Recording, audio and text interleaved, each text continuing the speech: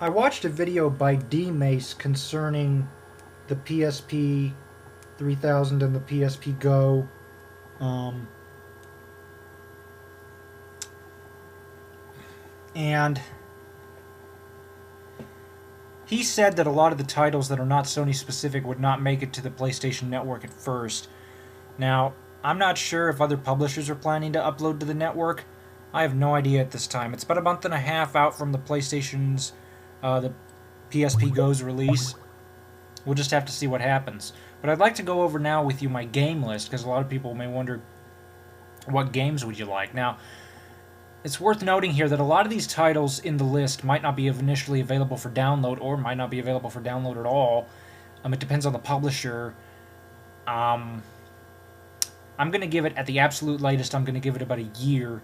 Now, I'm thinking, if I get the PSP Go, it's probably going to be for Christmas. But I do have, a lot of us have time during the summer, and we want to pass the time somehow. And, yeah, a lot of us have summer jobs, but outside of work, you have to have something to do, and your friends are not always available. So, there you go. Video games to pass the time. But I'm going to give it the absolute latest next summer to see what happens with the PlayStation Network. D-Mace had made a comment that the PlayStation Network really needs to step up to the plate in order to be viable. They're going to have to do a lot of work. At least that was his take on it. Now, unfortunately, I am not able to browse the PlayStation Network because I am a Mac user and I have no software on hand that would allow me to connect to the network.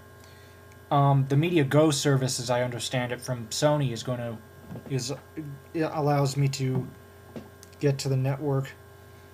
But D-Mace did have some interesting thoughts to say on that, so if you're interested, do take a look at his video, because you can hear his opinion on the network. So, Gran Turismo, let's get into it. Gran Turismo is going to be a launch title for the PSP Go, so that's going to be very happy.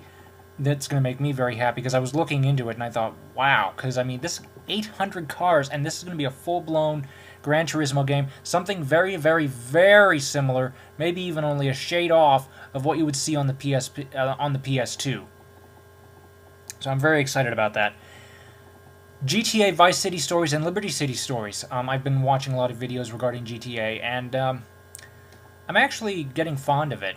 Now, let me explain something. As long as these three here, the top three, Gran Turismo, GTA Vice, and GTA Liberty City, are on the network by Christmas, I'll be happy, because that'll give me some stuff to start out with. Understand that I am coming from Nintendo, and I have never seen, and I have never played any major PlayStation games before. So this is all new to me. Give me just a second.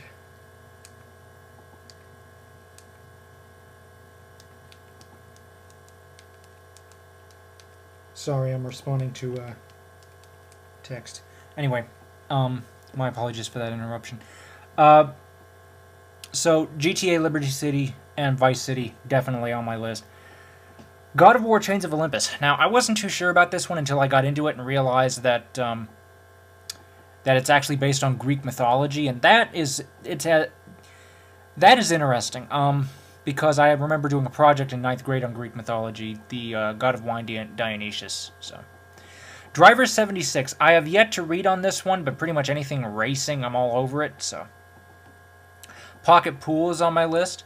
Family Guy. Family Guy, I absolutely love. Stewie, and I think Peter's an idiot. Excuse me. But yeah, that's on my list.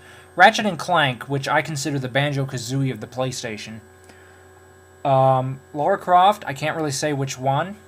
Crazy Taxi Fare Wars. I have the original Crazy Taxi for the GameCube, and after the Wii and the DS showed up, Crazy Taxi kind of left Nintendo and ended up exclusively on the PSP, and I think that was a real shame. So definitely I'm looking at Fare Wars, because it's a total redesign from what it's a total redesign as far as the towns, as well as the cabbies. It's basically a combination of all Crazy Taxis, and I like that. Crisis Core Final Fantasy VII. This one will not end up on the PlayStation Network initially, and I'm not sure if it'll end up at all. According to D. I'm sorry, I have to get his name again. To D Mace. He wasn't sure if it'll end up. We'll see. Dissidia, Final Fantasy. Daxter. I saw a review for Daxter and I liked it a lot. I thought it was really nice, really interesting. Jack and Daxter, The Lost Frontier at the time of this video. That's not out yet. Monster Hunter Freedom Unite. Now again, this was one I was a little bit misled on. I wasn't exactly sure what it was until I saw some footage and I thought, interesting. So, there's that one. Air Conflicts, Aces of World War II. Anything involving history, I love. Scrabble. Obviously, everybody knows what Scrabble is. Need for Speed Undercover. Crash, Mind Over Mutant, which I remember seeing a review for and I liked a lot. LA Club Remix. Again, anything racing, I'm all over it. My Spanish Coach. This title, I thought these My Language Coach series were exclusive to the Nintendo DS line. They're not. Apparently, My Spanish Coach is available for the PSP. Ford Racing Off-Road is on the list. And Wipeout Pure Impulse. Wipeout I have for the Nintendo 64. I have Wipeout 64. And when I saw Wipeout on here, I jumped for joy and was incredibly happy. There are some titles on the list that I'm going to add after the video, but I don't have them in right now. I was at Best Buy today looking around, and I managed to pick out a couple others that I might like to get. Tom Clancy's Rainbow Six Vegas.